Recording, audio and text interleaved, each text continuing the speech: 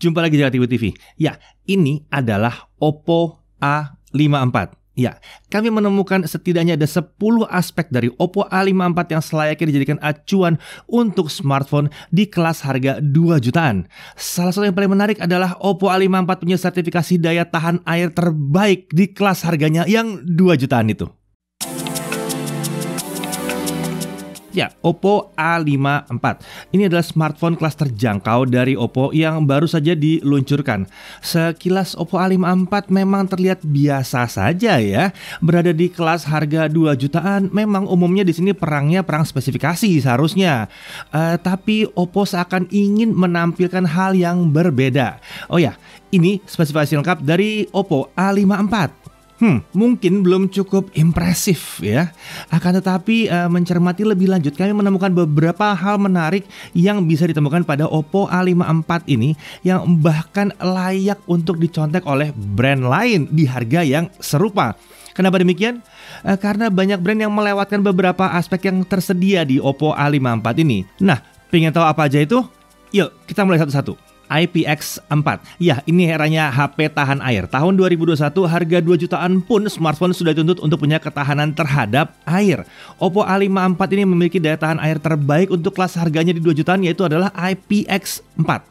Untuk yang belum nonton video kami tentang IP rating, kami jelaskan sedikit ya. IP rating 53 dan 67 itu bukan artinya 53 dan 67. Tapi 53 itu ya 5 dan 3. 5 artinya untuk debunya, 3 artinya untuk airnya. Jadi untuk 53, debu itu boleh masuk tapi tidak boleh mengganggu komponen di dalam. Dan untuk angka 3 itu artinya bisa diperciki air atau disiram tipis-tipis dengan air dan diuji dengan penyiraman dari satu sisi, biasanya dari atas sih. Lalu Oppo A54 ini punya IPX4, artinya apa? X artinya belum ada rating untuk ketahanan debu. Bisa tahan banget, bisa kurang, bisa macam-macam. Tapi X, jadi belum dites. Tapi 4 artinya sama dengan 3, bisa diperciki atau disiram tipis-tipis dengan air dan diuji dengan penyiraman. Tapi bedanya ini dari berbagai sisi, jadi bukan cuma satu sisi doang. Dia bisa kesiram dari berbagai sisi. Jadi untuk harga 2 jutaan, IPX4 ini adalah yang terbaik saat ini. Kalau mau kena hujan atau siraman air dengan HP dalam posisi apapun, dia harusnya aman.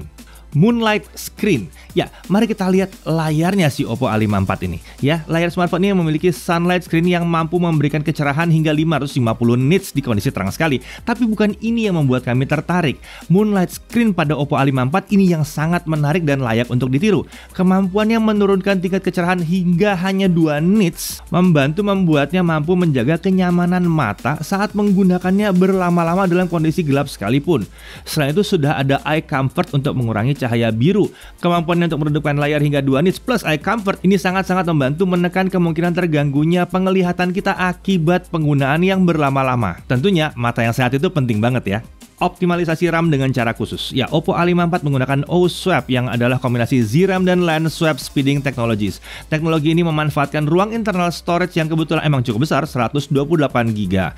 Metode yang digunakan membuat Oppo A54 yang memiliki RAM 4GB bisa bekerja seakan punya RAM 6GB karena ada additional 2GB. Ini tentunya membuat aplikasi tidak mudah mati meskipun berada di background dan game pun tidak mudah kehabisan resource. Black Screen Mode. Ya, podcast hari gini sering adanya di YouTube kan, video musik juga banyak di YouTube.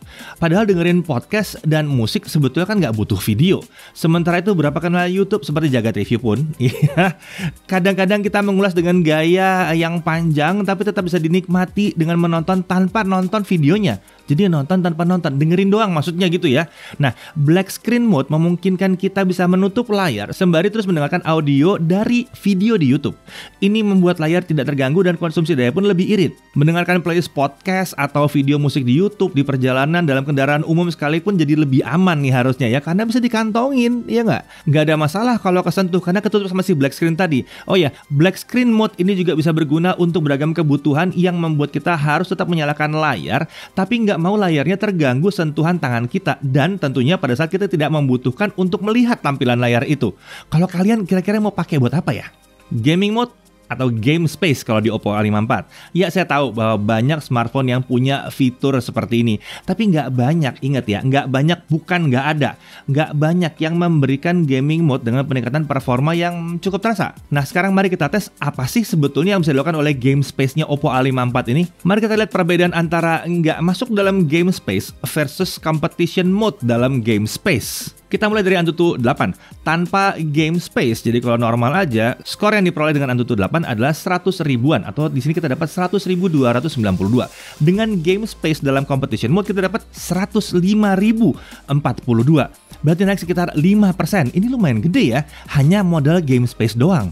Lalu ada GFX Bench T-Rex. Tanpa game space dia 30 frame per second. Dengan game space dalam competition mode dia dapat, ya nggak jauh sih, 31 frame per second. Tapi ada lah ya sedikit-sedikit. Kita coba berulang kali tetap ada peningkatan dari 30 ke 31 fps. Lalu untuk 3D Mark Slingshot Extreme, tanpa game space kita dapat skor 325.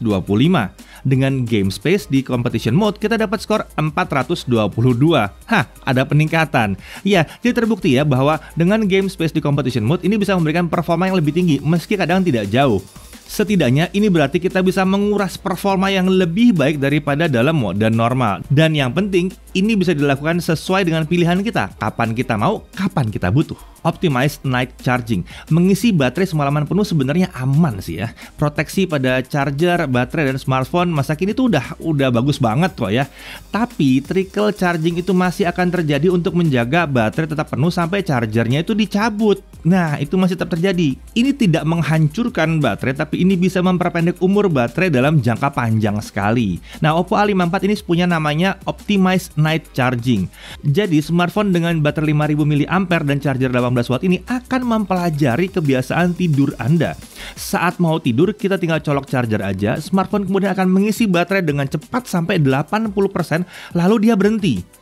Ya, di pagi hari menjelang kita bangun, nah ini akan dipelajari ya, kapan kita bangunnya itu dipelajari sama dia. Nah, Oppo A54 ini akan mengizinkan charger mengisi baterai sampai penuh dengan cepat juga ya. Jadi ini akan menghindari trickle charging yang bisa berjam-jam saat kita tidur.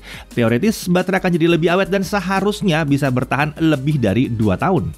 Storage 128GB. Ya, di harga segini 2 jutaan sebenarnya storage besar sudah penting. Nggak perlu repot-repot lagi kita harus beli microSD tambahan, dan nggak perlu susah-susah nyeting foto, di mana posisinya, downloadnya gimana, browsernya harus di-save ke microSD. Nggak perlu ribet. Tinggal beli terus pakai aja kalau 128 ya. Rasanya di kelas 2 jutaan sudah selayaknya ada pilihan internal storage 128 di tahun 2021. Mungkin juga sama seperti yang ada di A54 ini, 128GB akan jadi standar di tahun 2021 sampai ke 2022. Tipis dan ringan dengan baterai besar yang minimum 5000 mAh. Memiliki layar dan baterai besar seharusnya tidak membuat smartphone jadi berat juga. Karena ya capek juga ya kalau ngangkat smartphone yang berat-berat banget. Buat acuan ya, di atas 210 gram umumnya smartphone akan terasa berat. 200 gram, nah ini agak aneh, dia akan terasa oke kalau layarnya itu di atas 6,5 inci. Dengan asumsi ini 18:9 sampai 21:9 ya, bukan 16:9. Nah, 190-an gram ini akan terasa lebih ringan kalau misalnya layarnya 6,5 inci atau lebih. Lalu 175 sampai 185 gram terasa sangat ringan untuk smartphone masa kini. Apalagi kalau dia 6,5 inci ke atas ya. Nah, Oppo A54 ini berada di kisaran 190 gram dengan layar 6,51 inci. Jadi masih terasa ringan walaupun baterainya 5000 mAh, besar ya. Jadi ini adalah rasanya sebuah smartphone modern. Paket penjualan dengan proteksi lengkap. Nah, di kelas harga segini kami sudah mulai melihat banyak smartphone. Banyak, bukan semua, tapi banyak yang dijual tanpa perlengkapan casing dan screen protector. Untungnya Oppo A54 ini masih punya. Menurut kami sih, seharusnya smartphone baru itu setidaknya memiliki bonus case dan screen protector ya. Untuk di masa awal penjualannya deh, paling nggak awal-awal banget.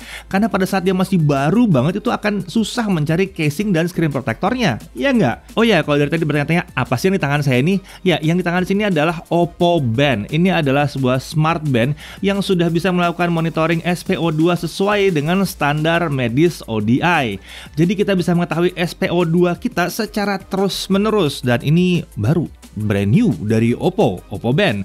Lengkap banget isinya, dan ini akan jadi teman kebugaran kalian buat sehari-hari yang oke banget. personal Wi-Fi hotspot dengan fitur manajemen. Nah, semua smartphone bisa membuat personal hotspot untuk berbagi internetnya. Tapi tidak banyak yang memiliki connection management seperti di Oppo A54 ini. Di sini kita bisa memilih jumlah maksimum perangkat yang bisa terhubung, bisa maksimum sampai 10 di sini. Tapi kita juga bisa melimit cuma 1 sampai 2 perangkat saja kalau dibutuhkan.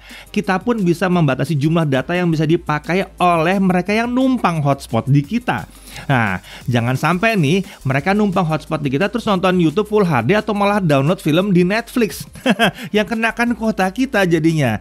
Di situ pentingnya ada si manajemen hotspot.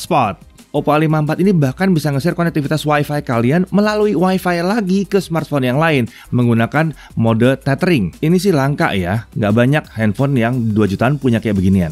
Ya, Oppo A54 ini emang datang dengan beragam fitur ekstra dan kami hanya menampilkan 10 yang paling kami suka. Sebentar, sebetulnya harusnya ada 11. Fitur yang ke-11 adalah tidak ada iklan. Benar, tidak ada smartphone yang benar-benar sempurna ya, apalagi di kelas yang terjangkau 2 jutaan seperti ini. Itu sebabnya pengguna atau calon pembeli harus benar-benar memperhatikan detail apa yang ditawarkan pada smartphone yang akan diincar. Karena seringkali detail seperti 10 poin di atas, 11 poin di atas itu tidak sempat dibahas bahkan oleh sales smartphone itu sendiri. Saya Dedi Irfan, Jaga TV TV.